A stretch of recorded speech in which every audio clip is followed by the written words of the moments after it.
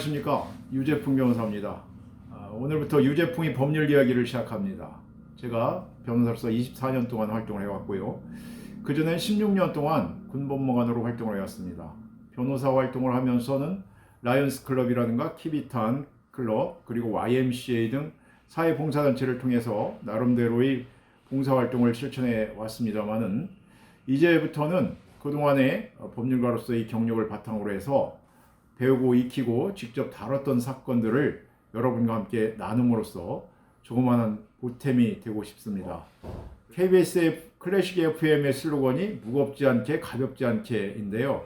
저도 법률 이야기를 무겁지도 않고 가볍지도 않게 나누면서 여러분이 살아가면서 알았으면 좋은 이야기들을 같이 하기를 원합니다.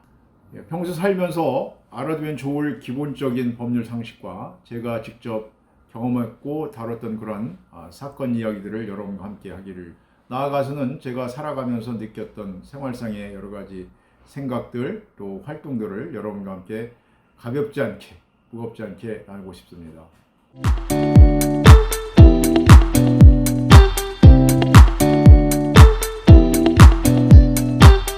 여러분, 계약서는 반드시 작성해야 될까요? 한마디로 말씀드리면 그렇지는 않습니다.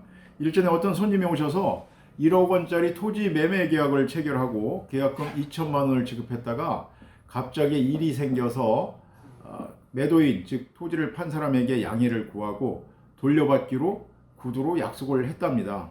그런데 돌려준다는 매도인이 마음이 변해서 약속을 지키지 않고 있는데 과연 돈을 돌려받을 수 있을지를 저한테 문의하셨어요. 결론을 말씀드리면 가능한 겁니다. 원래 우리 민법상 반드시 계약 체결을 문서에 의하도록 하고 있지 않기 때문입니다. 계약자의 원칙이라고 해서 계약 상대방을 고를 자유, 또 계약 내용을 고를 자유, 또 계약을 체결할지 말지를 결정할 자유, 나아가서는 어떠한 방식으로 계약을 체결할 수 있을지 이를 결정할 수 있는 자유 해가지고 계약 자유 원칙이 있습니다. 거기에서 바로 방식의 자유라는 것이 있어서 반드시 모든 계약을 문서에 의하지 않아도 효력이 있습니다. 그러면 여러분 궁금하시겠죠? 만약에 분쟁이 붙었을 경우에 어떻게 입증을 하느냐? 바로 그것 때문에 계약서를 작성하는 것입니다. 요즘은 휴대폰도 발전되어 있고 그렇기 때문에 이 휴대폰에 쉽게 녹음을 할 수 있거든요. 여기 녹음 기능이 있잖아요. 그래서 대화 도중이나 아니면 전화 도중에 녹음을 하면 이것도 증거로 쓰여질 수가 있습니다. 또는 여러분 요새 차량에 CCTV 카메라 있잖아요. 그걸로 다 이제 뭐 차량 안에서 그런 법률적인 이야기를 했다면 그것이 나중에 증거로 쓰여질 수가 있습니다. 그래서 반드시 문서에 의하지 않아도 계약은 유효한 것입니다.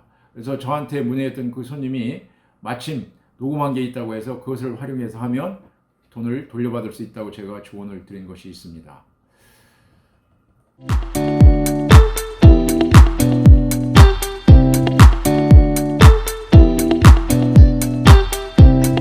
제가 최근에 다뤘던 사건으로서 무죄를 받은 강제추행에 관한 이야기를 말씀드리고 싶은데요. 제 의뢰인이 어느 날 이제 은행에서 돈을 찾아가지고 사무실에 올라가기 위해서 엘리베이터를 탔답니다. 그런데 엘리베이터를 탔다가 누가 옆에 여중생인 듯한 아이들이 둘 같이 탔던 것 같은데 자기는 아무런 느낌도 없었는데 2, 3일 뒤에 경찰에서 연락이 와서 강제추행으로 고소를 당했다. 이런 이야기를 들었다고 합니다. 그런데 그 내용인즉슨 뭐냐면 엘리베이터의 버튼을 누르는데 아마 그 여학생의 손과 같이 터치가 된 모양입니다. 그래서 그 여학생은 어떤 아저씨가 자기 손가락을 지그시 눌러서 기분이 나빴다. 이렇게 해서 이제 경찰에 신고를 했었던 그런 사안인데요. 그 행위자로서는 자기가 무슨 행위를 하는지 전혀 의식이 없었다는 거거든요. 그래서 가만히 내용을 들어보니까 아마 그때 손길이 어떻게 부딪혔었던 것 같습니다. 그런데 그 범죄가 성립되려면 일단 고의가 있어야 되고요. 그 다음에 행위가 있어야 되거든요. 근데 고의라는 것은 자신이 무슨 일을 하고 있는지를 인식하고 그 다음에 그 인식한 행위를 그대로 한다는 의욕이 있어야 됩니다. 그런데 이 사건의 경우에는 이분이 전혀 자기가 어떤 행위를 한다는 의식이 없었거든요. 강제추행이 되려면 폭행 또는 협박의 방법으로 추행을 해야 되는 것입니다. 폭행 또는 협박이 일단 전제가 되어야 되고요. 추행이라는 것은 일반인이 성적 수치심을 자극하거나 또는 혐오감을 일으키는 경우를 말합니다. 그래서 요즘은 광범위하게 이것을 인정하고 있습니다. 말하자면 상대방의 의사에 반해서 상대방의 몸을 만진다거나, 남자건 여자건 상관이 없습니다. 가해자는 남자가 될 수도 있고 여자가 될 수도 있습니다. 피해자도 마찬가지입니다. 그래서 의사에 반해서 몸을 만지거나 또는 뭐 때리거나 이래서 성적 수치심을 자극했을 경우에는 강제추행죄가 성립이 되고 판례에 의하면 굉장히 광범위하게 인정이 되고 있습니다. 그런데 제가 다뤘던 그 사건의 경우에는 아예 그 행위를 한 피고소인이 도대체 자기가 누군가를 터치한다든가 만진다든가 이런 인식이 전혀 없었기 때문에 고의 자체가 없어서 무혐의가 된 그런 사안이 되겠습니다.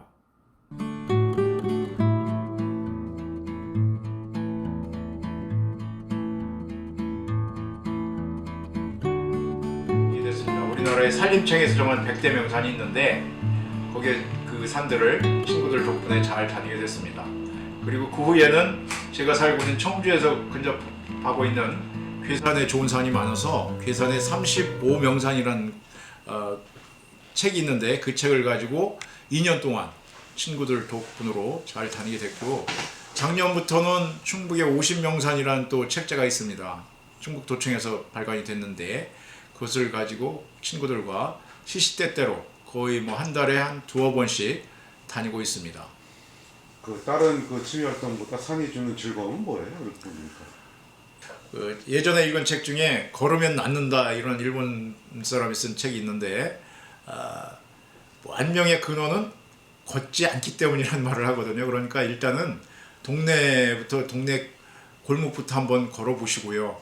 또 시간이 되면 동네 뒷산부터 시작을 해서 우리나라에 정말 700m에서 1000m 사이 산들이 정말 많습니다. 전 세계적으로 우리나라 같이 많은 그 등산객이 있는 나라가 없다고 합니다. 최근에 제가 읽은 이코노미스트의 기사도 한국의 마운틴 클라이밍에 대해서 Race to the Top이라는 제목의 그 기사가 난 적이 있습니다. 크리스마스 무렵에 그 한국의 등산 문화에 대해서 평가한 거를 봤는데 정말 많은 사람들이 산에 가고 있다고 하는 것을 거기서도 이야기를 하고 있는 걸 봤습니다. 이만큼 우리나라는 금수강산으로서 정말 가볼 만한 산이 너무 많이 있습니다.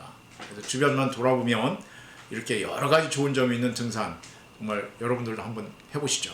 올해는 어디 신년산에 어디 다녀오셨어요? 올해는 속리산을 친구들과 다녀왔습니다. 속리산 종주를 했는데요. 화북분수라는 데부터 시작해서 문장대를 거쳐서 법주사 쪽으로 한 11km 정도 걸었습니다. 한 4시간 걸렸는데요.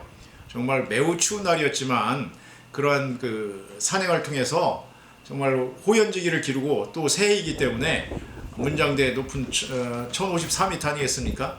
그 정상에 올라서 다시 한번 스스로에 대한 다짐도 하고 각오를 다지기도 했습니다. 정말 자연의 그 오묘함,